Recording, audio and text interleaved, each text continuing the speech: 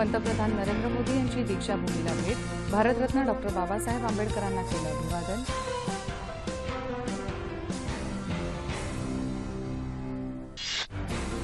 पंतप्रधान नरेंद्र मोदी यांनी नागपुरात भीम आधार पे सह इतर योजनांचं केलं लोकार्पण.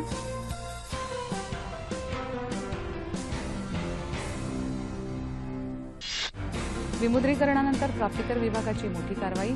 60,000 व्यक्तींना नोटीस. सुमारे 9,334 कोटीची बेहिशोबी संपत्ती उघडकीला. अमेरिकेने अफगाणिस्तानातल्या इसिसच्या नांगरहार तळावर 9,800 किलोच्या GBU-43 या अण्वस्त्ररहित बॉम्बने केला हल्ला. 35 अतिरेकी ठार. 20 वर्षांहून अधिक काळ भविष्य निधीत औषधदान देणाऱ्या EPFOच्या सदस्यांना 50,000 रुपयांपर्यंत अतिरिक्त लाभ मिळणार. मृत्यू झाल्यास एकरकमी 2.5 लाख देण्याची तरतूद.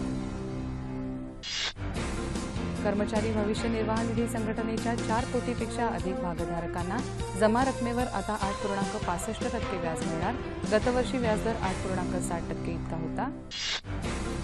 मनी लॉन्ड्रिंग प्रकरणी कथित उपदेशक झाकीर नाईक विरुद्ध विशेष न्यायालयानं जारी केलं अजामीनपात्र अटक वॉरंट.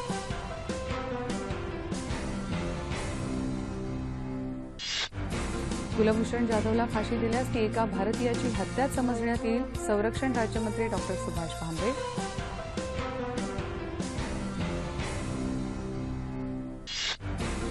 हाजी अली दर्ग्याबाहेरचं अतिक्रमण 8 मे पूर्वी हटवा. सर्वोच्च न्यायालयाचे हाजी अली दर्गा ट्रस्टला आदेश.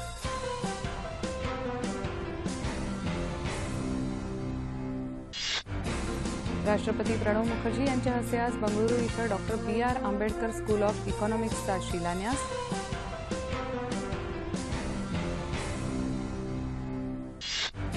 भाजपा राष्ट्रीय कार्यकारिणीची भुवनेश्वर इथं उद्या आणि परवा बैठक. राष्ट्रीय प्रवक्ते शाहनवाज हुसेन यांची माहिती.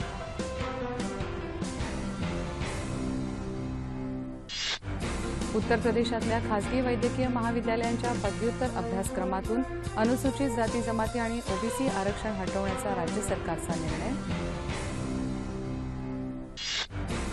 उत्तर प्रदेशात कमी उत्पन्न गटातल्या मुस्लिम युवतींसाठी सामुदायिक विवाह सोहळा. प्रत्येक मुलीला 20,000 रुपये. अल्पसंख्याक मंत्री मोहसिन रजा यांची माहिती. भारत आणि पाकिस्तान यांच्यात सिंधू जलकरारावर 2 वादग्रस्त जलविद्युत प्रकल्पासंदर्भात होणारी चर्चा एप्रिल अखेरपर्यंत लांबणीवर.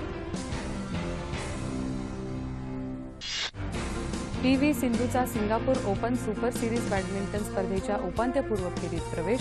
स्पेनच्या कॅरोलिनाशी होणार लढत.